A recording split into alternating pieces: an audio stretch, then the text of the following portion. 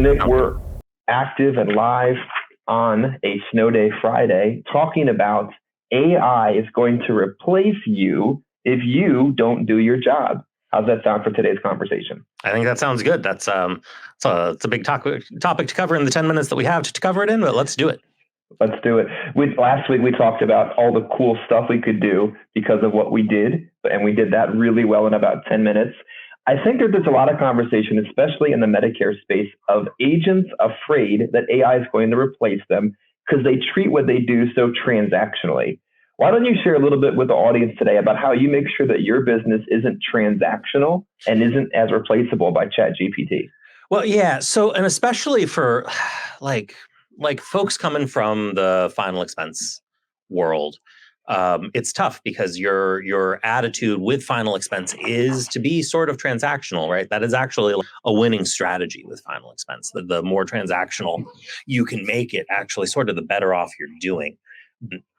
But it's going to hurt you in the Medicare side of things, especially given everything else that's happening in the world. The thing that you have to remember with your Medicare clients is that they are, for the most part, very confused about what is actually available and what is possible. And they're getting a lot of conflicting messages and information, and a lot of different messaging that's telling them contradictory things.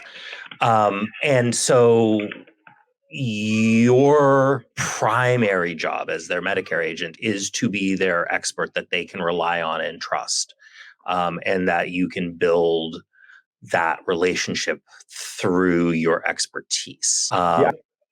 I remember you saying a while back online how what we do provides a service to our clients in a way that they're not going to get because of the reality of their life. They're not going to sit with a high-end skilled, high-income earning professional in many aspects of their life, but they're going to get that through us. Yeah. And when you acknowledge that as the agent, you realize how valuable and how special and how important your work is, and you maybe take that work to a higher level. So let's unpack that for a minute. Yeah, that's really the thing, right? You as the agent should be thinking that this is akin to somebody sitting down with a CPA or somebody sitting down with their lawyer. Maybe not so much a doctor. I know agents like to use the doctor analogy a lot, but I don't feel like doctor is really appropriate because that's a different type of relationship. This is an advisory relationship. And this is one very much that is built upon having that trusted advisor position.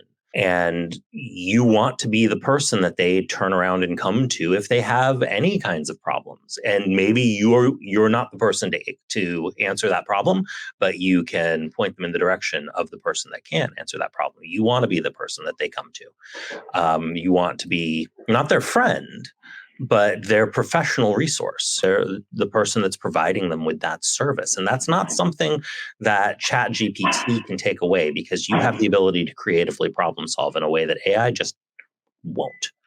And being able to provide that human element is actually at the bottom of everything.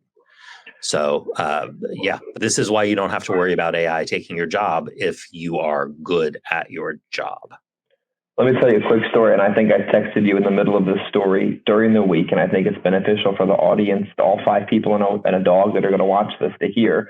I had a client's family member call me and say, very irate about a copay that she never ever had before and about a $100 prescription bill at the CVS. And she was coming off very hostile. And what I tend to do, and I don't know if this works all the time, is I assert myself real quick.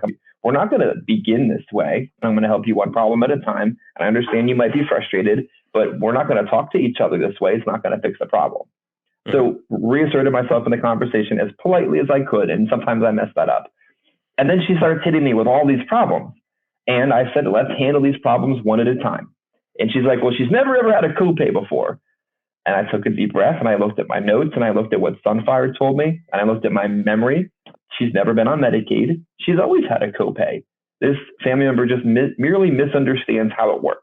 And Nick, here's another thing that I've done that seems to help is start to use technology more. I'm sending this lady screenshots of copays on different plans so that she can see on her phone while we're talking. There's a copay. I'm not making this up. Right. Have you, without destroying the rest of the story, have you ever used technology to help explain over the phone a conversation you're trying to work through? Yeah, absolutely. If it's the type of person that is comfortable with that sort of thing, I will send screenshots and text messages to people somewhat regularly. Sometimes I'll even say this to my client, but I always, in the back of my mind, have the idea that I don't ever want somebody to have to just take my word for something. I want to always be able to kind of cite my sources as I go and show them what I'm seeing, and then tell them how I'm interpreting that. But it is not a relationship built on them just taking my word for things. It is a relationship where the trust is built because I am backing up what I'm saying and showing them the facts of everything as we go. That's a perfect example of how you're describing earlier the professional dynamic that you can provide. I was in court about a year and a half ago, arguing a very specific jurisdictional issue, interestingly enough. And what did the lawyer do after she had done her preparation? In the middle of the hearing, she pulls out the book, the literal federal code referencing jurisdiction about this particular issue. And as she's posing her argument, she's citing this section and this section and this section, because it's a very black and white clause, not clause, but particular area that she's referencing. So you're describing the exact same way as you hold yourself to that same professional standard for your client. And in this story, I'm showing her this. And then we work through the problem. There is a copay. There's always been a copay. She's like, all right, well, I understand that one. Why is Lipitor $100 when she went to CVS? And I'm like, that doesn't seem to make any sense. And I take a very brief moment to explain the tiers of medicines and how everyone takes Lipitor and that's why it's cheap. And then I check my evidence. I check with the broker manager. I check with you because you know more than me about independence. Then I check the actual independence website. And then I send her this information literally where it says preferred network pharmacy. And then after taking my time to work through this, took about 20 minutes, she understood that I knew what I was doing. She knew how to fix the problem, and the relationship was maintained. The moral of the story is I don't think ChatGPT at this point, maybe 50 years from now, could have problem solved creatively that situation. No, absolutely not. And more importantly, also, now that you have done that for her once, there is a stronger level of trust. And the next time something goes wrong, she's going to trust that you are the person who can solve this for her. You're going to be able to fix the things for her. Instead of calling you up angry, she'll call you up saying, hey, this is a weird thing that happened. How can you help me?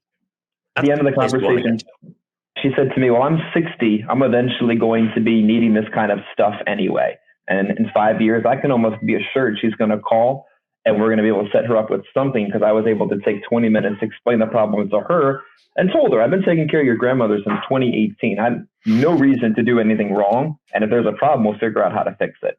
So in our final 60 seconds in today's first episode, hopefully we'll get a chance to record another one later, I have a winter hot take for you. Okay, winter hot take. It's snowing. There just isn't any room for me to get anything productive done today. I just have to close up shop, end my business. And because it's cold outside, I can't do anything for my job, my business. Well, I mean, I think we all know that that's silly. There's so much that you can do. Now, maybe you're in a position where you can take a snow day, and vacations are good. Treat yourself occasionally, but you should not. There's always stuff to do. If you're running a business that is your own independent business, man, the amount of stuff that there is to do to keep things functioning correctly, if you are running your business correctly, should be almost unending, because there's always stuff that you can make better and improve and move forward on. Well said. Like, comment, and subscribe on this brief episode this Snow Day Friday. Hopefully we'll get back together again and record another one for another week. Comment and subscribe, and we'll see you soon.